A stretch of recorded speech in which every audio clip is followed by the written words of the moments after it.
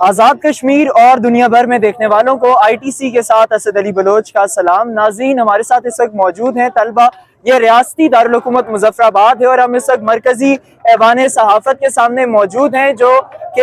طلبہ نہیں مانتے ظلم کے ضابطے نعرہ طلبہ کی سے گونج رہا ہے۔ تو سر یہ بتائیے گا کہ آپ کے مطالبات کیا ہیں اور آپ کس وجہ سے اس وقت سراپا احتجاج ہے؟ سر بالکل بہت شکریہ۔ سب سے پہلے میں آپ کا شکریہ ادا کرتا ہوں کہ آپ میڈیا والوں نے ہمارے ساتھ تعاون کیا۔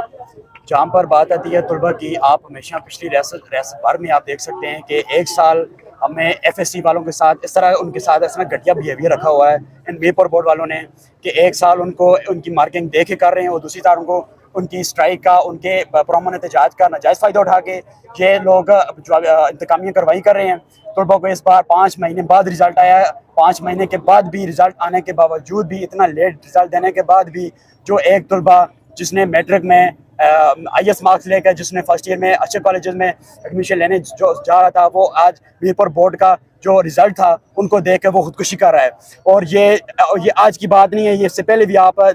جانتے ہوں گے کہ کئی طلبہ جن کے نمبر کم آتے ہیں، جن کا خودکشی کر لیتے ہیں صرف نمبروں کی وجہ سے۔ اب دیکھیں میر پور بورڈ والے اس بات کا بالکل ہی نہیں کر رہے، اور اسپیشلی انتظامیہ مظفر آباد کی انتظامیہ، اس کو میں ایک بار باور کروا دینا چاہتا ہوں، طلبہ کی قوت کو آپ نہیں یہ کر رہے، طلبہ کی قوت، طلبہ کی آواز کو آپ نہیں پہچان رہے۔ جب تک طلبہ، اگر پورے سارے طلبہ لے کے ہم روڈوں پر نکلیں گے، یہ طلبہ کا کام نہیں ہے۔ طلبہ اپنا پین چھوڑ کے اپنے ہتھیار اٹھائیں، طلبہ توڑ پھوڑ کریں، یہ طلبہ کا کام نہیں ہے۔ یہ طلبہ کل